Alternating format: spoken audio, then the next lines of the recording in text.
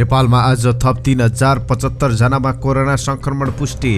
केन्द्रको निर्णयबाट बन्द भएनन् विद्यालय, स्थानीय तहले रोकेनन् पठन पाठन। खोप नलगाएकालाई ओमिक्रोन संक्रमण 10 गुणा र मृत्यु हुने सम्भावना 20 गुणा रहेको अध्ययनको दाबी। वैदेशिक रोजगारीमा फेरि मडारियो कालो बादल। कोरोना कहर बढेपछि फेरि बेरोजगार बन्दै नेपाली युवा। ओमिक्रोनले माथिल्लो श्वास प्रश्वास नलीमा संक्रमण गर्ने स्वास्थ्य अधिकारीहरूको भनाई। कोरोना संक्रमण बढेसँगै सिंहदरबार प्रवेशमा सरकारको कडाई, सबै प्रवेश पास खारेज गर्ने गृहको निर्णय। भारतमा कोरोना संक्रमणको डरलाग्दो अवस्था, 24 घण्टामा 1,94,000 संक्रमित, 442 जनाको मृत्यु। 40% नागरिक ओमिक्रोन संक्रमित हुन सक्ने नेपाल सरकारको प्रक्षेपण। समयमै ओमिक्रोन नियन्त्रण गर्न नसके चुनौतीपूर्ण अवस्था आउन सक्ने चेतावनी। योगेश आमात्यको जग्गा कृत्य प्रकरण, ऋण तिरेकाले मुद्दा चलाउन नपर्ने भन्दै राय तयार गरिँदै कृत्य गर्नेहरूलाई उन्मुक्ति दिने प्रयास। स्याङ्जामा पल्लो कोठामा बस्ने छिमेकीले ओल्लो कोठाका 16 महिने बच्चाको छुरा प्रहार गरी हत्या। नेपालको राहदानीको अस्तित्व सोमालिया भन्दा कमजोर, उत्तर कोरिया भन्दा बलियो। आर्थिक वृद्धिमा बाधक बन्दै ओमिक्रोन, नेपालको जीडीपी वृद्धि दर 3.9%मै खुम्चिन सक्ने। नारायणहिटी जग्गा प्रकरणमा बतासको दाबी, नारायणहिटीमा सेटिङ गरिएको थिएन, सरकारले क्षतिपूर्ति दिएर हामीसँग भएका सम्झौता रद्द गर्न सक्छ। बतास समूहप्रति राज्य र सञ्चार माध्यमले गरेको व्यवहारप्रति लज्जित भएको उद्योग वाणिज्य महासङ्घका अध्यक्ष शेखर गोल्छाको भनाई। नारायणहिटी जग्गा प्रकरण, भेष नारायण दाहाल र बतासलाई कारवाही गर्न प्रहरी र अख्तियारलाई पर्यटन मन्त्रालयको पत्र। अब ट्राफिक जरिवाना मेसिनबाट तिर्न सकिने। नेपाल बङ्गलादेश ब्याङ्कको सेयर विनोद चौधरीलाई बिक्री नगर्न अदालतको आदेश। र 30 अङ्कले घट्यो नेप्से परिसूचक, 8 अर्ब 3 करोड माथिको कारोबार। पछिल्लो 24 घण्टामा थप 3075 जनामा कोरोना संक्रमण पुष्टि भएको छ। स्वास्थ्य तथा जनसङ्ख्या मन्त्रालयले बुधबार गरेको प्रेस ब्रिफिङका क्रममा पछिल्लो 24 घण्टामा पिसिआर र एन्टिजेन गरी 13,036वटा नमुना परीक्षण गर्दा 3075 जनामा संक्रमण पुष्टि भएको हो। कोरोना संक्रमणका कारण पछिल्लो 24 घण्टामा 2 जनाको मृत्यु भएको छ भने 278 जना कोरोना भाइरस संक्रमण मुक्त भएका छन्। आज देशभर सक्रिय संक्रमितको संख्या 11,690 पुगेको मन्त्रालयले जनाएको छ। नेपालमा कोरोना संक्रमणको ग्राफ उकालो लागेपछि सरकारले देशभरका शिक्षण संस्था बन्द गर्ने घोषणा गर्यो। कोभिड-19 सङ्कट व्यवस्थापन समन्वय केन्द्र सीसीएमसीको सिफारिस अनुसार शिक्षा विज्ञान तथा प्रविधि मन्त्रालयले पुस 27 देखि माघ 15 गतेसम्म विद्यालय बन्द गर्न निर्देशन दियो। कोरोनाको तेस्रो लहर सुरु भएको सीसीएमसीले गरेको सिफारिसलाई शिक्षा मन्त्रालयले गरेको कार्यान्वयनलाई देशका अधिकांश स्थानीय तहले नमान्ने भएका छन्। अझै सबै बालबालिकालाई खोप पुग्न सकेको छैन। कोरोनाको बढ्दो दरलाई ख्याल गर्दै 1 महिनासम्म विद्यालय बन्द हुन सक्छ। यो हाम्रो पनि बाध्यता हो। रहरले विद्यालय बन्द गर्ने निर्णय गरिएको होइन। उनले भने देशभरका अधिकांश बालबालिकाले कोरोनाको खोप नलगाएको र कोरोनाको जोखिम विद्यालयमा बढी हुने भएकाले यस्तो सूचना जारी गरिएको हो। विद्यालय बन्द गर्ने सरकारको निर्णय विपरीत कतिपय स्थानमा पढाइ भइरहेको बारे सोध्दा प्रवक्ता शर्माले भने सीसीएमसी र मन्त्रालयको निर्णय हो, मान्नुपर्ने हो, सूचना नपुगेको पनि हुन सक्छ। तर संघीय सरकारको यो निर्णयलाई स्थानीय तहले अवज्ञा गरेका छन्। धेरै पालिकाले विद्यालय बन्द नगर्न निर्देशन दिएका छन्। माध्यमिक तहसम्मको अधिकार स्थानीय तहलाई दिइसकेको अवस्थामा केन्द्रबाट विद्यालय बन्द गर्न दिएको ठाडो निर्देशनप्रति पालिकाहरूले आपत्ति जनाएका छन्। अहिले पनि उपत्यका बाहिर देशका अधिकांश भागमा विद्यार्थी शिक्षकको भौतिक उपस्थितिमै पठन पाठन भइरहेको छ। सिन्धुपाल्चोकको मेलम्ची नगरपालिकाले भौतिक उपस्थितिमै शिक्षण सिकाइ क्रियाकलाप सञ्चालन गरिरहेको छ। मेलम्ची नगरपालिकामा 62 सामुदायिक विद्यालय अहिले पनि खुलेका छन्। मेलम्ची नगरपालिकाका शिक्षा अधिकारी सुदिन राज बुढाथोकीले भौतिक उपस्थितिमै पठन पाठन जारी रहेको बताए। विद्यालय बन्द हुँदा पढाइ प्रभावित हुन्छ। विद्यार्थीको शैक्षिक जीवनमा थप अन्यल ल्याउन नदिन हामीले पठन पाठन नरोकेका हौं। यता स्याङ्जा जिल्लाको फेदीखोला गाउँपालिकाले पनि पठन पाठन नरोक्ने निर्णय गरेको छ। गाउँपालिका अध्यक्ष घनश्याम सुवेदीले आफ्नो सामाजिक सञ्जालमा स्ट्याटस लेख्दै नियमित रूपमा पठन पाठन हुने जानकारी गराएका हुन्। सधैँ विद्यालय बन्द गरेर कोरोना नियन्त्रण हुने सोच्नु राम्रो होइन। दलहरूको आन्दोलन, सभा, सम्मेलन अधिकांशमा हजारौं जम्मा हुँदा कोरोना नसर्ने, तर विद्यालय चाहिँ बन्द गर्ने निर्णय मान्ने हुँदैन। कोभिड-19 विरुद्धको खोप नलगाएका मानिसहरूमा ओमिक्रोन संक्रमण हुने सम्भावना खोप लगाएका भन्दा 10 गुणा बढी हुने पाइएको छ। त्यस्तै खोप नलगाएका ओमिक्रोन संक्रमितहरूमा खोप लगाएका भन्दा अस्पताल भर्ना हुने सम्भावना 17% र मृत्यु हुने सम्भावना 20 गुणा बढी रहने विज्ञहरूले बताएका छन्। स्वास्थ्य तथा जनसङ्ख्या मन्त्रालयको नियमित प्रेस ब्रिफिङमा संक्रामक रोग विशेषज्ञ डाक्टर जनक कोइरालाले अहिले नेपालमा ओमिक्रोनकै कारण संक्रमण फैलिरहेको हुन सक्ने र एकजना ओमिक्रोन संक्रमितले 10 जनालाई सारिरहेको बताए। ओमिक्रोन भेरिएन्ट समुदायमा फैलिए डेल्टाले भन्दा उच्च संक्रमण गराउन सक्ने उनले जानकारी गराएका छन्। नेपालमा कोरोना महामारीको तेस्रो लहर फैलिन सुरु भएसँगै 1.5 वर्षपछि बौरिएको वैदेशिक रोजगारीको क्षेत्रमा फेरि त्रास सिर्जना भएको छ। नेपालमा उच्च गतिमा कोरोना संक्रमण फैलिँदा मेनपावर व्यवसाय मात्रै होइन, विदेश जाने प्रक्रियामा रहेका श्रमिक पनि त्रसित बनेका छन्। वैदेशिक रोजगार व्यवसायी सङ्घका महासचिव सुजित कुमार श्रेष्ठका अनुसार नेपालमा महामारीको दर जति बढ्दै जान्छ त्यति नै श्रम गन्तव्य मुलुकले नेपालप्रति कडा नीति लिने भएकाले सतर्क रहनुपर्ने बताउँछन्। हामीले महामारी रोकथाम र नियन्त्रण गर्न सक्यौं भने जुन गतिमा रोजगारीमा जानेहरू बढ्दैछन् त्यसलाई कायम राख्न सकिन्छ। अहिले मलेसिया बाहेक अरू देशले श्रमिकलाई लगिरहेका छन्। दक्षिण कोरियाले समेत नियमित रूपमा श्रमिक लैजान सुरु गरेको छ। यहाँ कोरोनाको संक्रमण बढेपछि श्रम गन्तव्य देश पनि झस्कन सक्ने भएकाले महामारी नियन्त्रणलाई प्रभावकारी बनाउन व्यवसायीहरूको माग छ। अहिले वैदेशिक रोजगारीको क्षेत्रमा निकै उत्साहजनक अवस्था छ। त्यसलाई कायमै रहन दिने गरी महामारी नियन्त्रणको काम गरिनुपर्दछ। श्रेष्ठका अनुसार विदेश जाने श्रमिकलाई एक मात्र लगाए हुने जोन्सन एन्ड जोन्सन खोप लगाउने सुनिश्चित गरिनुपर्छ। त्यसका लागि आवश्यक मौजदातको व्यवस्था गर्न सरकारलाई आग्रह गरिएको उनले बताए। महामारीकै बीचमा पनि मागपत्र प्रमाणीकरण, श्रम स्वीकृति, मेडिकल, भिसा स्ट्याम्पिङ लगायतका सेवा कसरी दिने भन्ने तय गर्नुपर्ने सङ्घले बताएको छ। अहिले औसत करिब 2500 जना नेपाली रोजगारीका लागि विभिन्न श्रम गन्तव्य मुलुकमा पुगिरहेका छन्। गत साउनदेखि मङ्सिरसम्म 2,30,000 जना नेपाली वैधानिक रूपमा वैदेशिक रोजगारीका लागि गएका छन्। साउनदेखि मङ्सिर महिनासम्म वैदेशिक रोजगारीका लागि नयाँ श्रम स्वीकृति लिने नेपालीको संख्या 1,30,411 पुगेको छ। तर अब महामारीले सिर्जना गर्ने परिस्थिति कस्तो हुन्छ भन्ने अन्यल छ। विदेशी नै श्रमिकका लागि अवसर बढ्दै गर्दा देखिएको महामारीको नयाँ लहरको सङ्केतले वैदेशिक रोजगारीमाथि फेरि कालो बादल मडारिएको छ। श्रम गन्तव्य मुलुकमा महामारीका कारण बन्द भएका उद्योग, कल कारखाना र परियोजनाहरू फेरि सञ्चालन हुन थालेकाले श्रम गन्तव्य देशको नियम अनुसार स्वास्थ्य मापदण्ड पूरा गरेर नेपाली श्रमिकले निरन्तर जान पाइरहने वातावरण बन्नुपर्ने वैदेशिक रोजगार विभागका अधिकारीको मत छ। अहिले तोकिएको PCR, खोप, क्वारेन्टाइन जस्ता व्यवस्था पालना गर्नुपर्ने भएकाले विगतको जस्तो सहज अवस्था नभए पनि रोजगारीका लागि विदेश जान काठमाडौँका मेनपावर कम्पनी धाउने श्रमिकको संख्या, तर अब वैदेशिक रोजगारीमा कोरोनाले कस्तो तगारो लाउँछ भन्ने त्रास सर्वत्र छ। कोरोना भाइरसको नयाँ ओमिक्रोन भेरिएन्ट यसअघिको डेल्टा भेरिएन्ट भन्दा बढी संक्रामक रहेको पाइएको छ। ओमिक्रोन भेरिएन्टले मानिसको स्वास्थ्यमा जटिलता कम गराए पनि संक्रामक दर गुणात्मक रूपमा फैलिने बताइएको छ। स्वास्थ्य तथा जनसङ्ख्या मन्त्रालयका सहप्रवक्ता डाक्टर समीर कुमार अधिकारीले ओमिक्रोन भेरिएन्टको अन्य भेरिएन्ट जस्तै मानिसमा लक्षण हुने गरेको बताए। अहिले गरिएका जिन सिक्वेन्सिङले ओमिक्रोन भेरिएन्ट बढ्दै गएको देखाएको छ। यो भेरिएन्टमा अरू भेरिएन्टका तुलनामा जटिलता कम भए पनि संक्रमण दर गुणात्मक रूपमा धेरै हुने भएकाले जटिल हुने अनुपात बढेर जान्छ। अन्य भेरिएन्टको तुलनामा यो भेरिएन्ट तीव्र दरमा फैलन गरेको छ। मन्त्रालयका प्रवक्ता डाक्टर संगीता कौशल मिश्राले ओमिक्रोनले माथिल्लो श्वास प्रश्वास नलीमा संक्रमण हुने बताइन्। अन्य भेरिएन्टले तल्लो श्वास प्रश्वास नली वा फोक्सोमा संक्रमण हुने गर्दथ्यो उनले भनेकी छन्। ओमिक्रोनले पार्ने असरका बारेमा थप अध्ययन अनुसन्धान भइरहेको उनको भनाइ छ। पछिल्लो एक हप्तामा कोरोना संक्रमण दर विश्वभर 1 करोडमा पुष्टि भएको छ। यति धेरै संक्रमण हुनुको कारण ओमिक्रोन भेरिएन्ट नै रहेको विश्व स्वास्थ्य महासङ्घले जनाएको छ। कोरोना भाइरस संक्रमण बढेसँगै सरकारले सिंहदरबार प्रवेशमा कडाई गरेको छ। गृह मन्त्रालयले हिजो विज्ञप्ति जारी गर्दै अहिलेसम्म सबै मन्त्रालय, निकाय, सचिवालय, आयोग, कार्यालय लगायतबाट जारी भएका सबै प्रकारका स्थायी तथा अस्थायी पास, अस्थायी परिचय पत्र खारेज गरेको छ। अस्थायी परिचय पत्र जारी गर्नु परेमा आवश्यकता हेरी सम्बन्धित निकायको सिफारिसमा गृह मन्त्रालयको पूर्व सहमति लिई सम्बन्धित निकायबाटै जारी गरिने बताइएको छ। त्यस्तै सरसफाई सम्बन्धी व्यक्तिको हकमा यस पूर्व जारी भएका पास, अस्थायी परिचय पत्रबाट नै प्रवेश दिइने गृह मन्त्रालयका प्रवक्ता समेत रहेका सहसचिव प्रदीप कुमार कोइरालाले जारी गरेको विज्ञप्तिमा भनिएको छ। पत्रकारको हकमा भने सूचना विभागबाट जारी भएको परिचय पत्रको आधारमा प्रवेश गर्न दिइनेछ।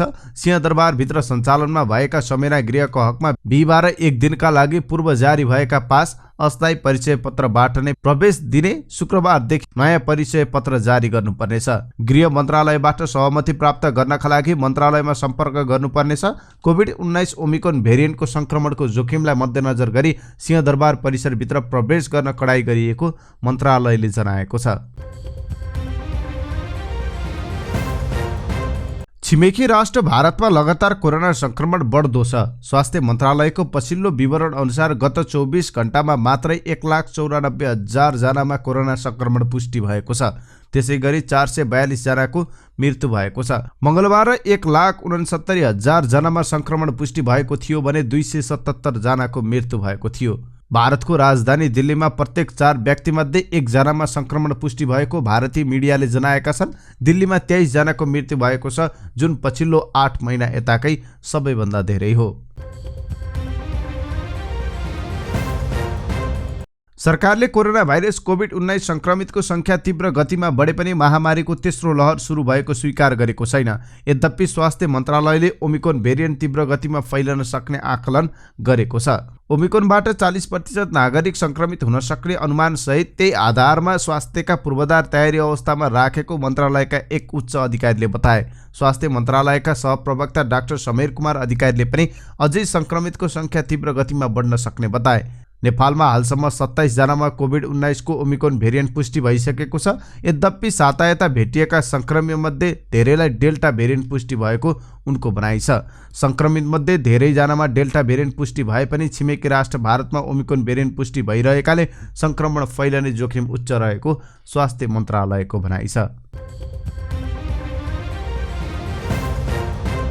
महान्यायाधिवक्ता कार्यालयले गायक योगेश आमात्यको जग्गाको कागजात कृत्य गरी कुमारी ब्याङ्कबाट ऋण लिने समूहलाई उन्मुक्ति दिने तयारी गरेको छ। गैरकानुनी रूपमा ब्याङ्कबाट ऋण लिएको विषयमा प्रहरीको केन्द्रीय अनुसन्धान ब्युरो CIB बाट छानबिन गर्नुअघि नै ऋण तिरिसकेको भन्दै महान्यायाधिवक्ता कार्यालयले मुद्दा नचलाउने भनी निर्णयको तयारी गरेको हो। त्यसका लागि फाइल महान्यायाधिवक्ता कार्यालयमा पुगिसकेको छ। कृत्य कागजात तयारी गरी ब्याङ्कबाट ऋण लिएको भए पनि छानबिन हुनुअघि नै सबै ऋण चुक्ता गरेको भन्ने आधारमा मुद्दा चलाउन नपर्ने भनी निर्णयको तयारी भएको छ। महान्यायाधिवक्ता कार्यालय स्रोतले भन्यो, ऋणले उठाइसकेपछि ब्याङ्किङ कसुरको आरोपमा मुद्दा चलाउनु निष्कर्षका आधारमा उन्मुक्ति दिन खोजिएको हो। स्याङ्जामा 16 महिने बालकको धारिलो हतियार प्रयोग गरी हत्या भएको छ। जिल्ला प्रहरी कार्यालय स्याङ्जाले दिएको जानकारी अनुसार सीसी बोर्ड घर भएका रनमाया गुरुङको 16 महिने छोरा साइमनको हत्या भएको हो। गुरुङ परिवार हाल वालिङ नगरपालिका 12 मा बस्दै आएका थिए। साइमन गुरुङको हत्या आरोपमा सोही घरमा डेरा गरी बस्ने 33 वर्षीय जितेन्द्र गुरुङलाई पक्राउ गरिएको स्याङ्जा प्रहरीले जनाएको छ। मृतककी दिदी 5 वर्षकी बालिकालाई पनि जितेन्द्रले आक्रमण गरी घाइते बनाएको प्रहरीको भनाइ छ। घटनाको रहस्य भने अझै खुल्न सकेको छैन। मृतकको घाँटीमा गम्भीर रूपमा चक्कु प्रहार गरिएको प्रहरीको भनाइ छ। साइमनको उपचारको क्रममा मृत्यु भएको बताइएको छ। नेपालको राहदारी उत्तर कोरिया भन्दा बलियो र सोमालिया भन्दा कमजोर रहेको देखिएको छ। हेनली पासपोर्ट इन्डेक्सको पछिल्लो रिपोर्टले नेपालको राहदारी उत्तर कोरिया भन्दा बलियो र सोमालिया भन्दा कमजोर रहेको देखाएको छ। संसारभरका 10 कमजोर राहदानीको सूचीमा नेपालको राहदानी परेको छ। नेपालसँगै प्यालेस्टाइन, यमन, पाकिस्तान, सिरिया समेत रहेका छन्। इन्टरनेसनल एयर ट्रान्सपोर्ट एसोसिएसन आइटाले उपलब्ध गराएको तथ्याङ्कको आधारमा हेनलीले नयाँ रिपोर्ट सार्वजनिक गरेको हो। हेनलीको रिपोर्ट अनुसार सन् 2022 का लागि जापान र सिङ्गापुरको राहदानी संसारकै बलियो राहदानीको सूचीमा परेको छ। अफगानिस्तान र इराकको राहदानी भने संसारकै खराब राहदानीको सूचीमा परेको छ। जर्मनी, दक्षिण कोरिया, अमेरिका, बेलायत, इटाली, स्पेन, पोर्चुगल, स्विजरल्यान्ड पनि यस वर्षको शक्तिशाली राहदानीको सूचीमा परेका छन्। विश्व ब्याङ्कले सन् 2022मा नेपालको कुल ग्राहस्थ उत्पादन जीडीपी अर्थात् आर्थिक वृद्धि दर 3.9%मै सीमित हुने प्रक्षेपण गरेको छ। कोरोना भाइरसको नयाँ भेरिएन्ट ओमिक्रोन तीव्र फैलिन थालेकाले आर्थिक गतिविधि सङ्कुचित हुन सक्ने भन्दै ब्याङ्कले यस्तो प्रक्षेपण गरेको हो। यता नेपाल सरकारले भने 7% वृद्धि दर हासिल गर्ने महत्त्वाकांक्षी लक्ष्य तोकेको छ। ग्लोबल इकोनोमिक्स प्रोस्पेक्टमा ब्याङ्कले चालु आर्थिक वर्षभित्र दक्षिण एसियाका मुलुकमध्ये नेपालमा तेस्रो कम आर्थिक वृद्धि दर हुने अनुमान गरेको छ। तालिबानी कब्जामा रहेको अफगानिस्तानबारे कुनै प्रक्षेपण नगरेको ब्याङ्कले श्रीलङ्कामा सबैभन्दा कम 2.1, पाकिस्तानमा 3.4 र नेपालमा 3.9% आर्थिक वृद्धि दर हासिल हुने अनुमानित तथ्याङ्क तयार गरेको छ। चालु आर्थिक वर्षभित्र दक्षिण एसियाली मुलुकमध्ये मालदिप्सले सबैभन्दा बढी अर्थात् 11% हाराहारी आर्थिक वृद्धि दर हासिल गर्न सक्ने देखिएको छ। नेपालको दक्षिणी छिमेकी भारतले 8.3, बङ्गलादेशले 6.4 र भुटानले 5.1% जीडीपी वृद्धि दर हासिल गर्ने विश्व ब्याङ्कको सो प्रतिवेदनमा उल्लेख छ।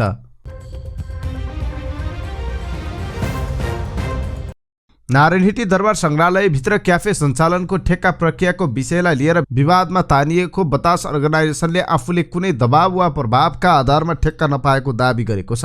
अर्गनाइजेसनका अध्यक्ष आनन्दराज बतासले बुधबार विज्ञप्ति जारी गर्दै नारायणहिटी सहित उनीसँग जोडिएर उठेका सवालबारे 7 बुँदे स्पष्टीकरण दिएका छन्। उनले सञ्चार माध्यमले आफूसँग कुनै आधिकारिक सम्पर्क नगरी सत्य तथ्य बुझ्ने प्रयत्न समेत नगरी एकलौटी गलत प्रचार गरेको आरोप लगाएका छन्। उनले बतास अर्गनाइजेसनले कुनै प्रकारको प्रभाव र दबाव सिर्जना गरिएको थिएन भन्ने कुरा सम्झौता पत्रमा प्रयुक्त भाषाले नै प्रश्न पारेको अवस्थामा सेटिङ भएको भनेर समाचार आउनु गलत भएको बताएका छन्। बतास अर्गनाइजेसनले कुनै प्रकारको प्रभाव वा दबाव सिर्जना गरिएको थिएन भन्ने कुरा सम्झौता पत्रमा भाषाले नै स्पष्ट पारिसकेको अवस्थामा सो क्रममा सेटिङ भएको भन्दै जे जसरी समाचारहरू प्रकाशित भएका छन् ती समाचारका शीर्षकदेखि बेहोरासम्म पुरापुर भ्रम र झुट मात्र प्रस्तुत भएको यहाँहरूलाई स्पष्ट गर्न चाहन्छौँ, उनले विज्ञप्तिमा भनेका छन्।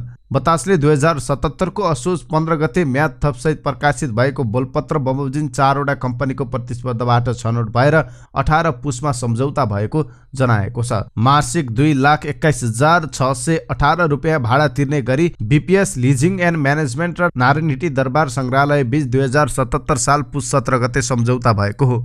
विज्ञप्तिमा भनिएको छ, बतासले आफूले मासिक रूपमा तिर्ने लिज रकमलाई वार्षिक रूपमा भन्ने देखाएर सञ्चार माध्यमहरूले गलत गरेको आरोप लगाएको छ।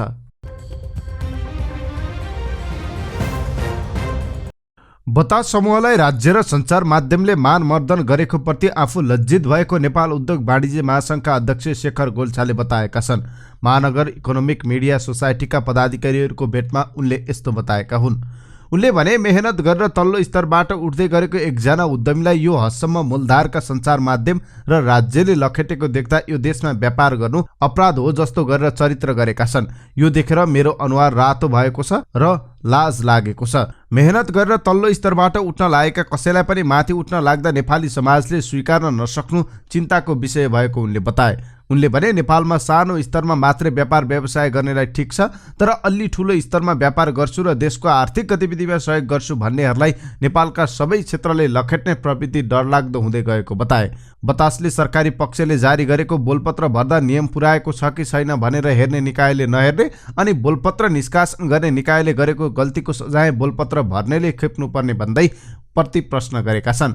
सरकारी निकायले प्रकाशन गरेका टेन्डर भर्दा मैले पनि मेरा 3-4 वटासम्म कम्पनीले आवेदन दिन सक्छ, यो हेर्ने निकायले हेर्न पर्यो। मैले हालेका सबै कम्पनी यो टेन्डर पाउन योग्य भनेर हालेको हुन्छु। बतास समूहलाई मिलेमत्तोमा टेन्डर पाएको प्रमाणित नहुँदै मिलेमत्तो सेटिङ भनेर जसरी आरोप लगाइएको छ यो निजी क्षेत्रलाई निरुत्साहित गर्ने व्यवहार भएको समेत उनले बताए।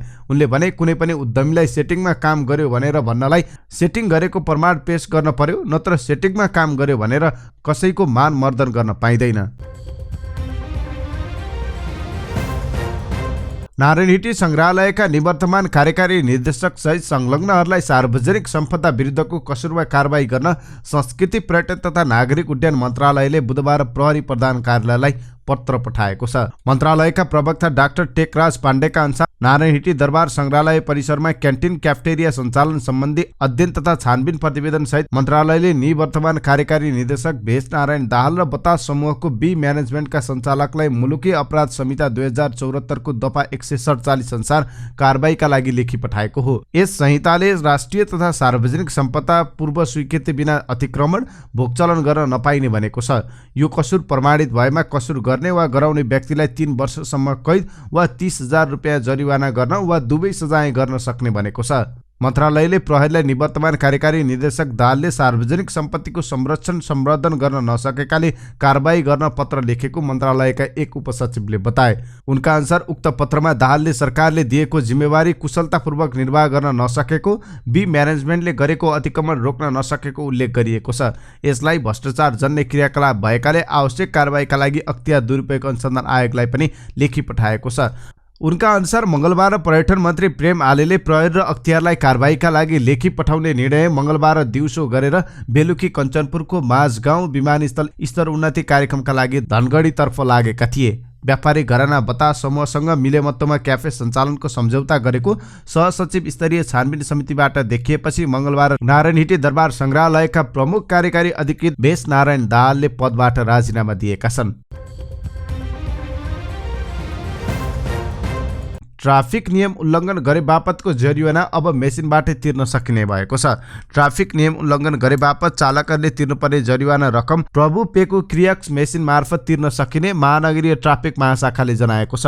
यसअघि चालकले ग्लोबल आयामी बैंक मार्फत भौचर भरेर ट्राफिक जरिवाना तिर्दै आएका थिए। पछिल्लो समय 64 वटा बैंकको मोबाइल बैंकिङ, डिजिटल वालेटका 14 वटा जरिवाना भुक्तानी सेवा प्रदायक संस्था र क्यूआर पेमेन्ट मार्फत पनि जरिवाना तिर्न सकिने व्यवस्था सञ्चालनमा छ।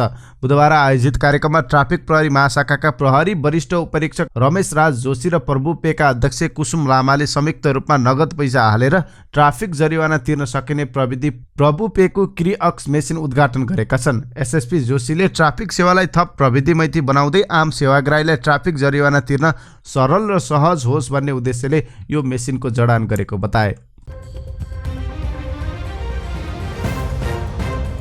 काठमाडौँ जिल्ला अदालतले नेपाल बङ्गलादेश बैंकको शेयर उद्योगी विनोद चौधरीलाई तत्काल बिक्री गर्न रोक लगाएको छ। सनराइज बैंकका अध्यक्ष समेत रहेका व्यापारी मोतीलाल दुग्गटले सो बैंकको शेयर किन्न आफूसँग करार गरी काम अगाडि बढाइसकेको भन्दै चौधरीलाई बिक्री गर्न रोक लगाउन माग गर्दै अदालतमा मुद्दा हालेका थिए। सो मुद्दामा सुनवाई गर्दै न्यायाधीश रामचन्द्र पौडेलको इजलासले विपक्षीबाट लिखित जवाफ नआएसम्मका लागि शेयर खरिद बिक्री नगर्न आदेश दिएको हो। दुग्गटले नेपाल बङ्गलादेश बैंकको 3,68,27,426 किता शेयर 157 रुपियाँका दरमा खरिद गर्न 31 मार्च 2021 मा आफूले राखेको प्रस्ताव नेपाल बङ्गलादेश बैंकले 2 अप्रिल 2021 मा स्वीकार गरी प्रक्रिया अगाडि बढाइसकेको दाबी गरेका छन्। अदालतले नेपाल बङ्गलादेश बैंकलाई उक्त शेयर दुग्गटलाई बिक्री नगर्नुको लिखित जवाब 7 दिनभित्र पेश गर्न पनि आदेश दिएको छ। साताको कारोबारको चौथो दिन बुधबार नेप्से परिसूचक घटेको छ। बुधबार नेप्से परिसूचक 30.51 अङ्कले घटेर 2803 बिन्दुमा आएको छ। नेपाल स्टक एक्सचेन्जमा कुल 229 कम्पनीको 1,61,67,390 किता शेयर खरिद बिक्री हुँदा 8,03,32,12,742 रुपियाँको कारोबार भएको छ। कारोबारका आधारमा नेपाल बङ्गलादेश बैंक अग्रस्थानमा रहेको छ। यस कम्पनीको 28,69,00,000 रुपियाँ भन्दा बढीको शेयर कारोबार हुँदा अन्तिम शेयर मूल्य 400 रुपियाँ कायम भएको छ।